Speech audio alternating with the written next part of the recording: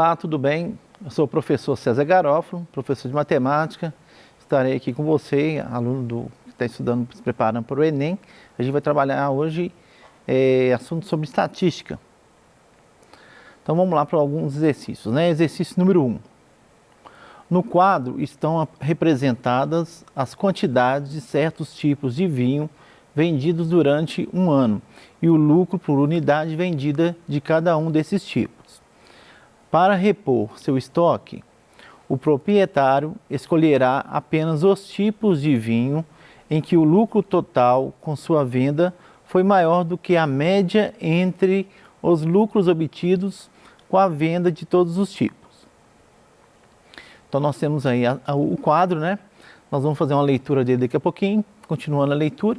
Conforme condições estabelecidas, os tipos de vinhos escolhidos serão: letra A, 1 e 6, letra B, 4 e 6, letra C, 1, 4 e 6, letra D, 2, 4 e 6 e letra E, 2, 3, 4 e 6. Então vamos voltar lá no enunciado para a gente ver alguns pontos importantes sobre esse enunciado aí. Primeira coisa que fala é que vai escolher alguns tipos de vinho em que o lucro total ele é maior do que a média dos lucros obtidos, né, com a venda dos tipos de vinhos aí. Então ele quer saber o seguinte: ele vai escolher qual é aquele tipo de vinho que o lucro dele total é superior à média. E aí nós temos o quadro. O quadro, no caso, aí, são 3 linhas. A primeira linha indica aí o tipo de vinho. A segunda linha são as unidades vendidas. E a terceira linha, lucro por unidade em reais. Então, para a gente calcular, para a gente obter o lucro, né, coloquei aí na tela, a gente tem que fazer o quê?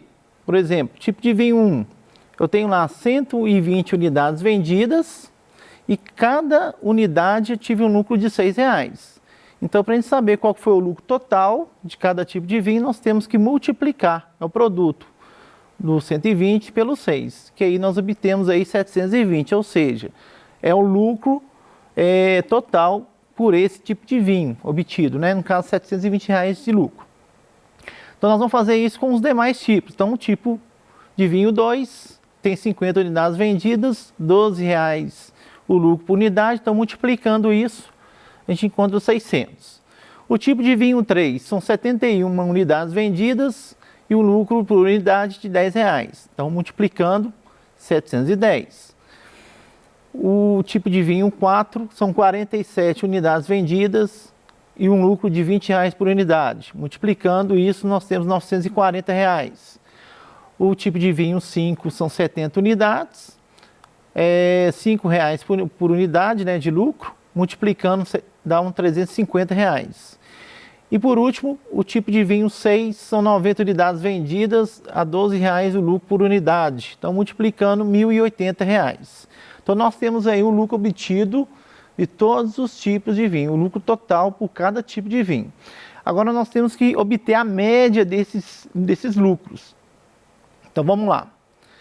Então a média, o que nós vamos fazer? Nós vamos somar todos esses valores. Então nós vamos somar 720 mais 600, mais 710, mais 940, mais 350 e mais 1.080. E são 6 tipos de vinho, então são 6 valores, divide por 6. Somando tudo isso aí, vai dar 4.400 e aí dividido por 6. Para a gente obter esse valor, já pode dividir direto 4.400 por 6. Mas, às vezes, para você, no que eu fazer uma questão de Enem, quer facilitar um pouco o cálculo, você pode obter o cálculo aqui direto, né, fazendo 4.400 por 6. Mas você pode simplificar a fração para obter uma divisão mais fácil. Por exemplo, os dois números são pares, então simplifiquei aqui por 2. Então nós temos aí 2.200 terços, né? 2.200 dividido por 3. E aí sim eu vou dividir isso. Dividindo 2.200 por 3, no caso vai dar 733,3333, que é uma dízima periódica.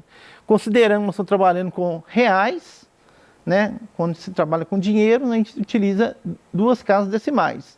Então, a terceira casa é um 3, não vai arredondar isso para cima.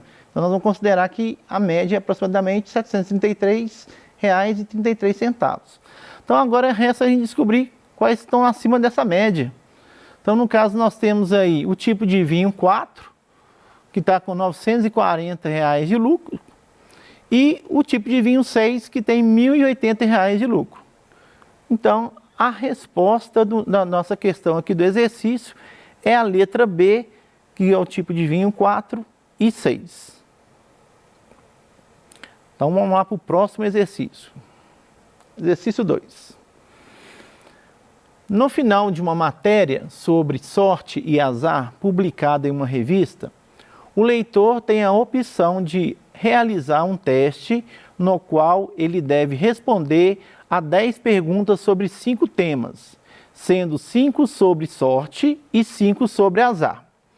Para cada pergunta, o leitor marca apenas uma alternativa dentre as 6 opções de respostas, sendo que a alternativa escolhida está associada a uma nota entre os valores 1, 3, 5, 7, 8 e 9.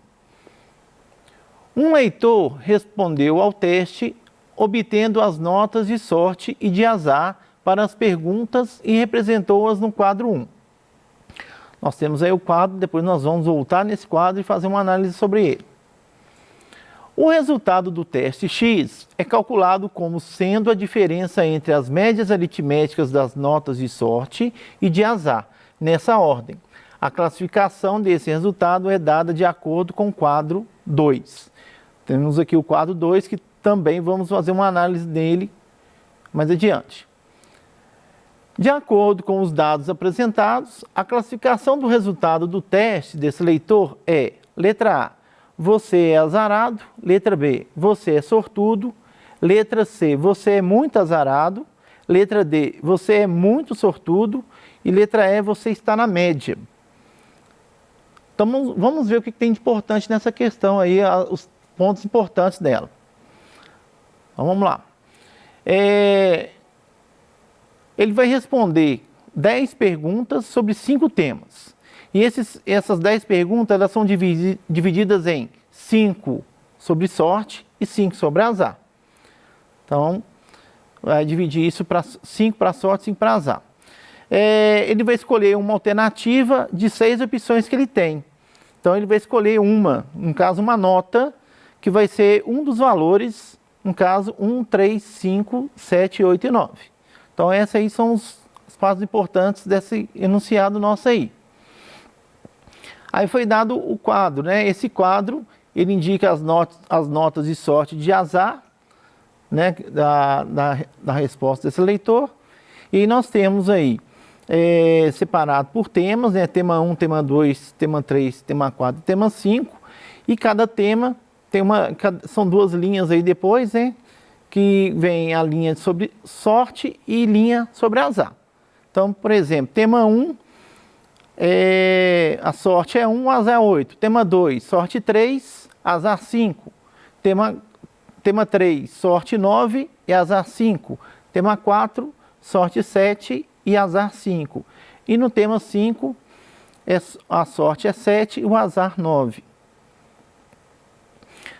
Continuando o enunciado, ele fala o seguinte, que o resultado do teste X, ele é calculado pela diferença entre as médias aritméticas das notas de sorte e de azar, nessa ordem. Então, tem que ser a média da sorte menos a média do azar. E nós temos o segundo quadro aí, o quadro 2, que aí tem uma classificação na primeira coluna. Na segunda coluna vem um resultado numérico, no caso, né, o valor com relação à nota. Né, então, por exemplo, você é muito azarado, a nota tem que ser menor ou igual a menos 4. Para ser classificado como você é azarado, a nota tem que estar entre menos 4 e menos 1. Você está na média, a nota tem que estar entre menos 1 e 1, considerando que pode ser também menos 1 e 1, né, incluindo menos 1 e 1. Você é sortudo, a nota tem que estar entre 1 e 4. E você é muito sortudo, a nota tem que ser maior ou igual a 4. Então, vamos lá. O que a gente precisa obter? A média da sorte e a média do azar para a gente ter esse resultado do teste X. Então, a média de sorte, vamos calcular a média de sorte primeiramente. Então, nós vamos somar 1 mais 3, mais 9, mais 7, mais 7, e vai dividir por 5, que são 5 notas de sorte, porque são 5 temas. Somando isso aí, nós temos 27. Então, 27 dividido por 5 vai dar 5,4. Então, a média de sorte é 5,4. Agora, nós vamos calcular agora a média do azar. Então, média do azar. Nós vamos somar 8, mais 5, mais 5, mais 5 e mais 9. Né? No caso, aí vai dar 15, 22... Não, vai dar 32, né? 22, 32 ali no caso, 15... 15, 23, mais 9, 32. Isso mesmo. 32 dividido por 5, que vai dar 6,4. Então, a média de azar 6,4. Agora, para saber a nota do teste, o que a gente tem que fazer? O resultado do teste, X, é sorte, a média de sorte, menos a média de azar. Então, vai ser 5,4, que é a sorte, menos 6,4. E aí, vai dar um número negativo, no caso vai dar menos 1. Se o resultado é menos 1, então o menos 1 está no intervalo, né, da terceira, considerando aqui da classificação, seria na linha que tem lá a nota que está entre menos 1 e 1, considerando menos 1 e o 1. Então, o resultado aqui seria, a classificação, você está na média. Então, o resultado da questão é a letra E, você está na média. Então, vamos lá para o exercício agora 3. Em 2012, o PNUD Brasil, o IPEA, e a Fundação João Pinheiro assumiram o desafio de adaptar a metodologia do Índice de Desenvolvimento Humano, o IDH, global, para calcular o Índice de Desenvolvimento Humano Municipal, IDHM, dos 5.535 municípios brasileiros, com base nos dados do Censo Demográfico de 2010. Também se recalculou o IDHM pela metodologia adotada para os anos de 1990 e 2000, para permitir a comparabilidade temporal e espacial entre os municípios. No quadro são apresentados os dados de 5 cidades brasileiras. Então nós vamos analisar daqui a pouquinho esse quadro aí. Uma ONG decide fazer um trabalho de acompanhamento com a cidade que teve a menor média aritmética dos IDHM, das 3 últimas décadas, dentre as 5 cidades analisadas. Com base nos dados fornecidos, qual foi o município escolhido pela ONG? Letra A, Florianópolis. Letra B, Águas de São Pedro. Letra C, Balneário Camboriú. Letra D, São Caetano do Sul. E letra E, Vitória. Então vamos para os pontos importantes da questão, né? O quadro. Vamos fazer uma análise do quadro. Aquela primeira parte do enunciado é mais informativo mesmo, falando sobre o IDHM, né? São algumas informações, mas não importantes para o cálculo ali. O cálculo, no caso aqui, o que tem importante é esse quadro. O quadro aqui, nós temos 4 colunas. A primeira coluna são os municípios. A segunda coluna é o IDHM de 1990, dessa década.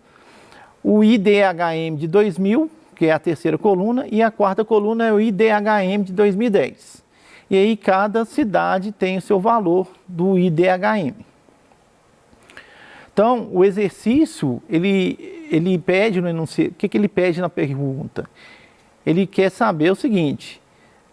qual que é porque a ONG vai fazer o trabalho, ele quer saber qual que é que tem a menor média aritmética dos IDHM nas últimas 3 décadas. Então a gente tem que saber qual que é a menor média aritmética. E aí, lembrando que a média aritmética, o que nós temos que fazer? Somar os 3 valores e dividir por 3, né? Vou ter que pegar lá, São Caetano do Sul, vou pegar os 3 valores, somar e dividir por 3. Quando eu for fazer o cálculo do Águas de São Pedro, eu vou ter que somar 3 valores novamente e dividir por 3. Florianópolis, eu vou ter que somar 3 valores e dividir por 3.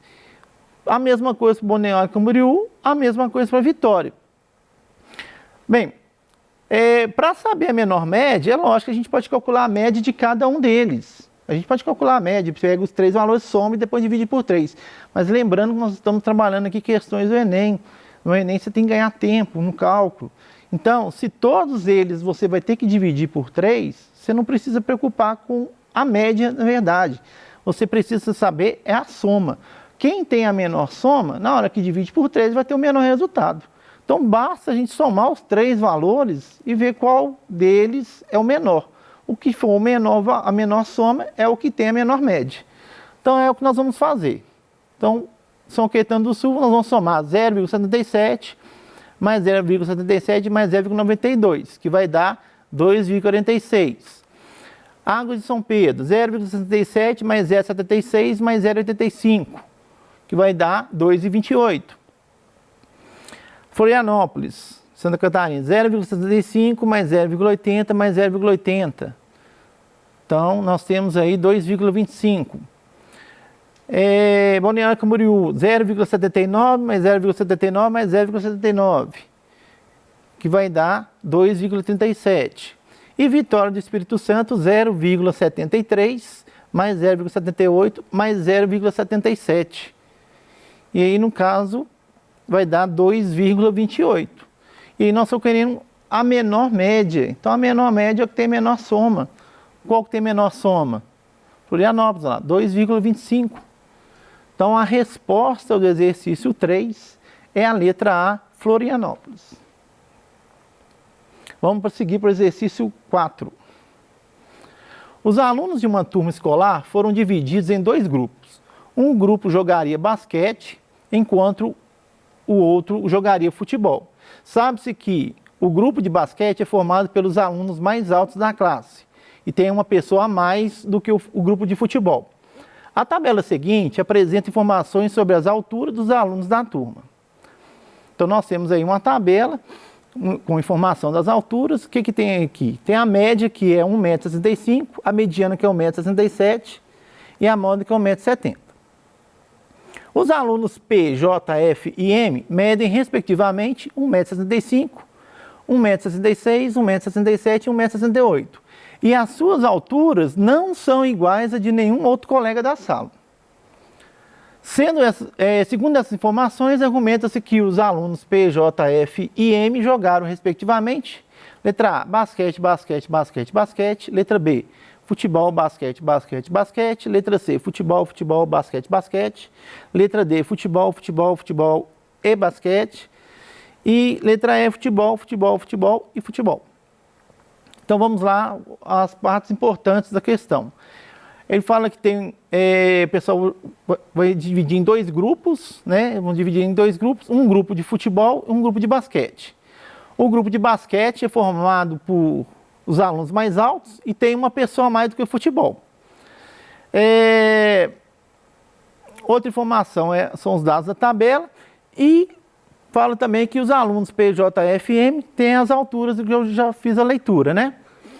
Então, nós temos que levar em consideração a altura deles e que a altura deles não são iguais a nenhum de outro colega. Então, vamos saber primeiro o seguinte, ó, nós não temos o número de alunos de futebol. Vamos considerar isso como X. Então, nós temos X, então o número de alunos de basquete vai ser X mais 1, porque tem um aluno a mais.